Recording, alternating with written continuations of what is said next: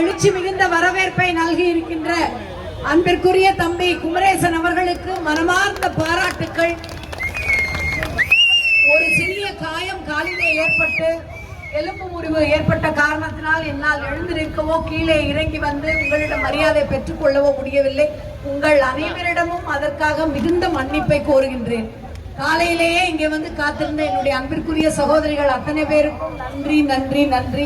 எழுச்சியோடு இங்கே பங்கு பெற்றுக் கொண்டிருக்கின்ற தோழமை கட்சியை சார்ந்த விடுதலை சிறுத்தை கட்சிகள், காங்கிரஸ் பேரியக்கம், மதிமுக, மக்கள் நீதி மையம், இன்னும் பல அத்தனை பேரும், கட்டிட தொழிலாளர் கட்டுமானம், சிபிஐ, சிபிஎம் உள்ளிட்ட அத்தனை தோழர்களுக்கும் மனமார்ந்த நன்றி. எழுச்சியோடு அண்ணன் குணசேகரன் உள்ளிட்ட அத்தனை பேரும் வந்திருக்கிறார்கள். இங்கே கலை நிகழ்ச்சிகள் சிறப்பாக, அந்த கலைஞர்களுக்கு இந்த வெயில் காலத்தில் இந்த உடை அணிந்து நிற்பது எவ்வளவு சிரமம் என்று தெரியும். ஆனாலும் மிகுந்த மகிழ்ச்சி. உங்கள் அத்தனை பேருக்கும் என்னுடைய அன்பான நன்றி. இங்கே வந்திருக்கின்ற ஒவ்வொருவருடைய முகங்களில் தெரிகின்ற இந்த உற்சாகம் என்ன சொல்கிறது தெரியுமா? பிஜேபி இந்தியாவை விட்டு ஓட ஓட ஓட போகிறது என்று சொல்கிறது. அதனுடைய தோல்வி தமிழ்நாட்டிலே நம்முடைய மாண்புமிகு முதலமைச்சர் அவருடைய கரங்களால் எழுதப்பட இருக்கிறது என்று சொல்கின்றது.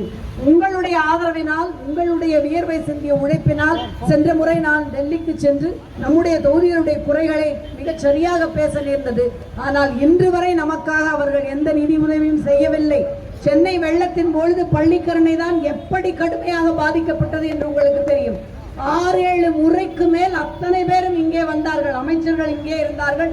நான் 4ஆம் தேதியிலே இருந்து 18ஆம் தேதி வரை இங்கேதான் இருந்தோம். இங்கே இருக்கின்ற அத்தனை பேரும் உங்களுடைய துயரத்தில் பங்கு பெற்று உங்களோடு இருந்தவர்கள் திமுக அரசும் அரசாங்கமும்.